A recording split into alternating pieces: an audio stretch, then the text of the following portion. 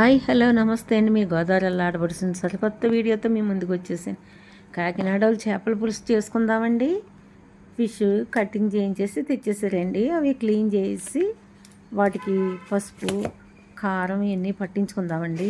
ఇప్పుడు పసుపు వేసాను, కారం వేస్తున్నాను, అంటే కొద్దిగానే వేస్తున్నాను, ఎక్కువ వేయట్లేదు. ఇప్పుడు ప్రస్తుతానికి ఉప్పు ఇవి వేసి పెడుతున్నాను. పెట్టేసి ముక్కలకి అలా ఉంచేస్తే బాగా స్పైసీగా ఉంటాయి. వీటికి కావాల్సిన ఐటమ్స్ బెండకాయలు, చింతపండు, ఆనియన్స్, టమాటా, మిర్చి.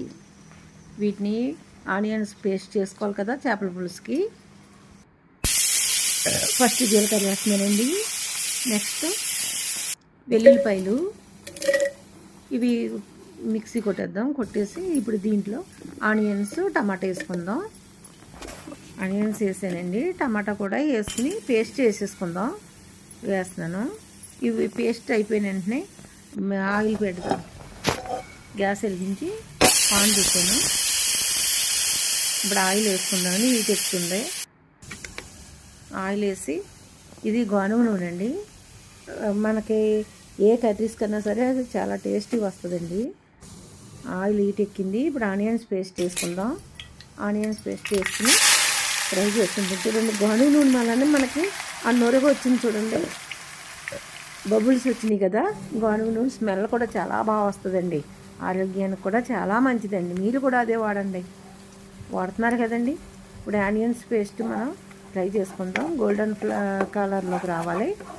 ఇది బాగా ఫ్రై అయిపోతే దీన్ని ఫ్రై చేసుకున్న వెంటనే దీంట్లో మనం ఆయిల్ పైకి వచ్చేస్తుంది. ఫ్రై అయిపోయిందంటే చూడండి, బయటకు వస్తుంది కదా ఆయిల్.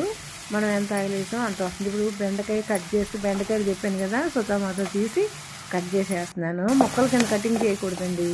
ఇలా చేసుకుంటే పులుసులో చాలా టేస్టీగా ఉంటుందండి. ఇప్పుడు చూడండి, వేగిపోయింది కదా. బెండకాయ కూడా కొంచెం కుక్ అవ్వింది. దీంట్లో చేప ముక్కలు వేసేస్తున్నాను. ఫిష్ కట్ పెట్టుకున్నాం కదా, కారం అది పెట్టింది, అది వేసాను. ఒక్క 2 minutes మనం వాటిని అందులో ఉన్న వాటర్ అది బయటకు వచ్చేసేలాగా ఇలా మగ్గనిద్దాం. అది అలా మగ్గితే బాగా ఆయిల్ అది లాక్కుందండి. ముక్కకు చాలా టేస్టీ వస్తుందండి. మీరు కూడా చేసుకోండి చేపల పులుసు. కాకినాడలో చేపల పులుసు అంటే పెద్ద ఐటమ్స్ ఏమీ ఎక్కువ వేయక్కర్లేదండి. బాగా అయిపోయింది కదా. ఇప్పుడు చింతపండు పులుసు వేసుకుందాం. దీంట్లోని పులుసుకి అందులో తీసి పెట్టాను, అది వేస్తున్నాను. చింతపండు పులుసు వేసేసి దానికి సరిపడగానే కారం తక్కువ వేసానండి. చేపల పులుసుకి ఎక్కువ పడుతుంది. ఇది గుంటూరు కారం అండి, చాలా స్పైసీగా ఉంటుంది, కలర్ఫుల్గా కూడా ఉంటుందండి. అంటే 2 spoons వేసాను కదా. ఇప్పుడు లాస్ట్ని వేస్తున్నాను 1 spoon. మిర్చి వేస్తున్నానండి లాస్ట్ని. మిర్చి కూడా ఫస్ట్ని వేస్తే అవి మనకి కనిపించదండి. టేస్ట్ కూడా మిర్చి అన్నా బెండకాయ అన్నా పులుసులో చాలా టేస్టీగా ఉంటుందండి. మూత పెడుతున్నాను. ఒక నిమిషం. ఇప్పుడు మూత తీసి చూసాను, చూడండి, ఉడుకుతుంది, కుక్ అవుతుంది చేపల పులుసు.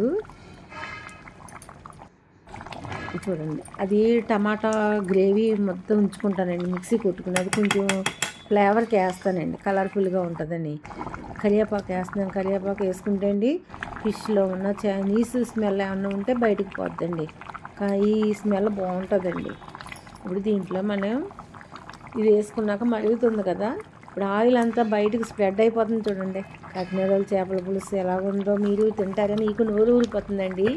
నాకు ఇప్పుడే అన్నం పెట్టుకుని తినేయాలనిపిస్తుందండి. మీరు కూడా చేసుకున్న ఆయిల్ అంతా బయటకు వచ్చేసింది. పులుసు రెడీ అయిపోయింది మనకి. ఇప్పుడు దీంట్లో మనం కొత్తిమీర వేసుకోవాలండి. ఫ్రెష్ కొత్తిమీర లేదు, డ్రై కొత్తిమీర ఉంది. ఆ డ్రై కొత్తిమీర ఇలా పొడిని చేసి వేసాను.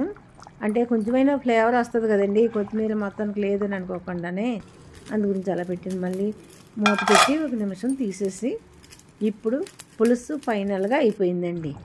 చూడండి, ముక్క మనకి ఇడిపోకుండా ముక్క ఎలా ఉన్న ముక్క అలాగా ఆయిల్ అది పట్టి మొత్తం ఉప్పు కారం మసాలాలు కూడా ఏమి ఇవిగా వేసుకోక్కర్లేదండి. చాలా టేస్టీగా ఉంటుందండి. మీరు కూడా చేసుకుంటారు కదండి. చేసుకున్న నాకు కామెంట్లో పెట్టండి. బెండకాయ ముక్క చూడండి ఎలా ఉందో.